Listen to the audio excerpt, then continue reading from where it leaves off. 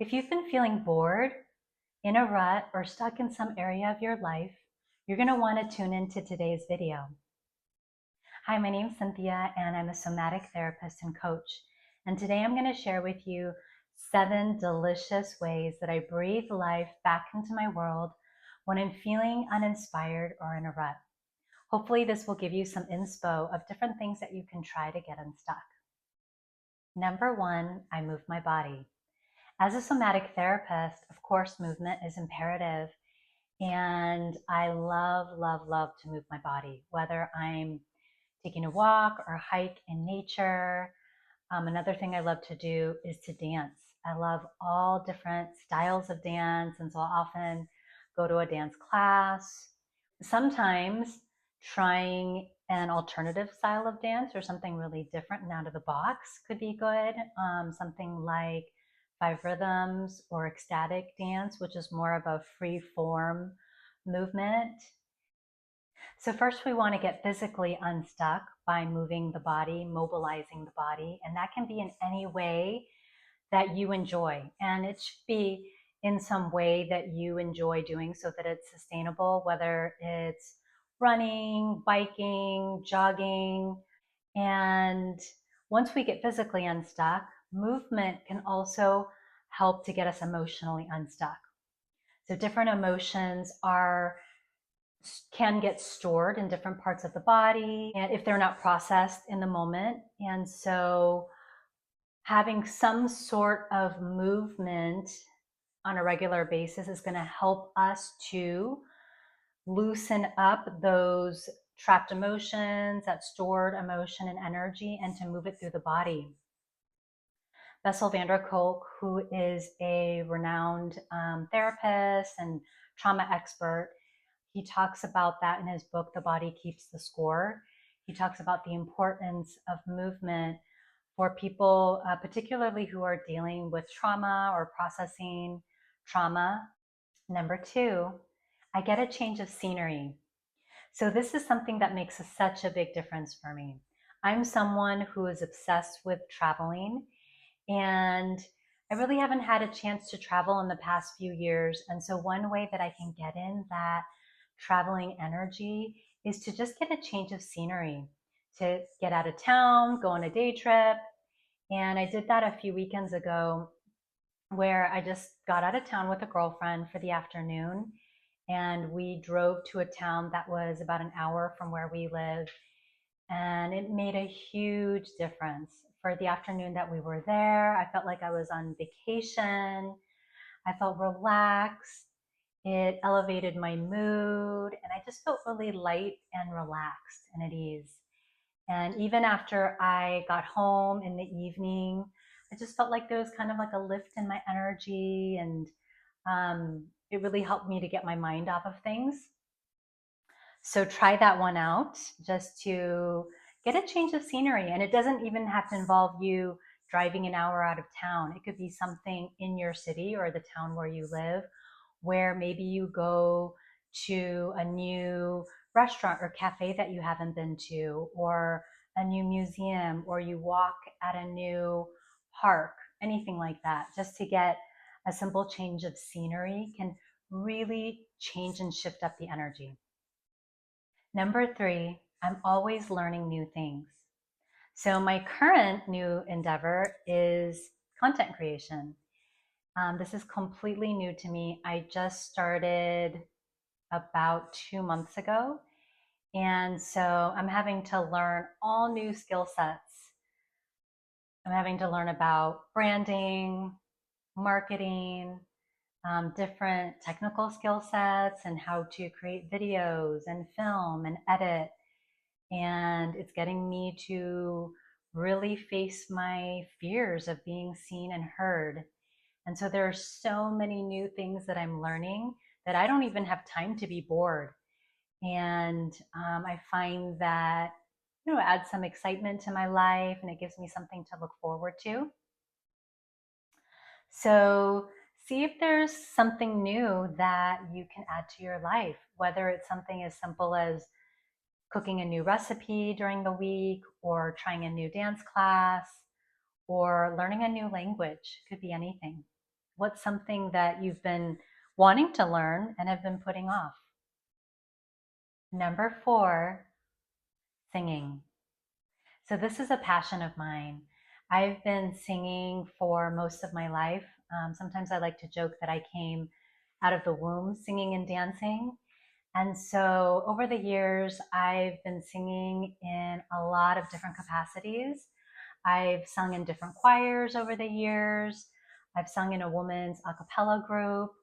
I've participated in community song circles, which is where people usually meet at a person's house. It kind of has a campfire feel to it, where people just get together and people can share songs of different traditions. And so if you like music, if you're someone who likes singing, even if you don't feel like you're a good singer, it doesn't matter. There are community choirs that are open to different experience levels and ability levels. You don't have to be a good singer. So I encourage you, if singing is something that you enjoy, if it lights you up, then go for it. If you're liking what you're hearing in today's video, please like and subscribe and share with someone who you think needs to hear this. Okay, so let's move on to point number 5. Volunteerism and giving back to your community. So this is something that I've been involved with since I was a kid. My dad has always been a very civic-minded person, and he would always be attending different community and social events, and sometimes he would bring me along. And so over the years, I've volunteered with Girl Scouts, I volunteered with different schools as a mentor or a teacher. I volunteered at the Red Cross, at the International Rescue Committee, and these are things that have brought me a lot of joy and meaning. And some ways that I've noticed that they've helped me are to put things into perspective and to help me realize that whatever issues I think I might be facing, that they're not as big as sometimes the mind makes them out to be. And so I would highly encourage all of you to give volunteerism a try. If you don't know where to start, you can always just do Google search for volunteerism in your city. And typically every city will have some sort of organization that matches volunteers to various organizations that needs them. Point number 6, I wanted to share with you one of my favorite books, which is called The Artist's Way by Julia Cameron. So this is I believe it's a 12-week program, and each week she guides you through different steps to get you back into your creative flow. And this is great for anyone who feels creatively blocked or that they're in some sort of creative rut. And essentially how this works, there's 2 main tools that she introduces to you. One is the morning pages, and the second one is the artist date. And I'll be talking more about the artist date in the next point. So the way morning pages works is that every morning you take about 15 minutes to do stream of consciousness writing. And what that is you basically put pen to paper and you write unedited, uncensored. You don't think about punctuation or anything like that. And it's an extremely powerful process. I have used this tool to come up with lesson plans when I was teaching. I've written short stories, poetry. I've even used this morning pages process to process, work through, and gain insights around life situations. For example, several years ago when I went through a painful breakup, I used the morning pages to better understand and gain insight around what had happened. So last but not least, number 7, I take myself on artist dates. So in The Artist's Way, Julia Cameron talks about the artist date, which is basically where you set aside around 2 hours for yourself during the week, if you can. If you don't have a lot of time, then maybe do it once a month. And this is basically a play date with yourself. So you take yourself and yourself only not your friend, not your kid, not your husband or boyfriend. It's just you, yourself, and you. And you take yourself to do something fun, playful. You can romance yourself, right? It could be anything. If you want to take yourself to a movie, if you want to, one thing that I used to do was take myself to like a new cute cafe that I'd been wanting to try out, and I'd like bring a book and my journal, and I would just, I don't know, either order like a comforting bevy, like a tea, or some delicious food, and I would just enjoy that whole luxurious experience, like treating myself to a nice meal and being in a beautiful environment and just relaxing, reading my book or spending some time journaling. It could be something simple like that, or it could be something more decadent. Maybe you want to go for a massage, or you want to take yourself to a museum, or I don't know, you want to take yourself to an art gallery. It could be anything, but it should be something that you enjoy doing.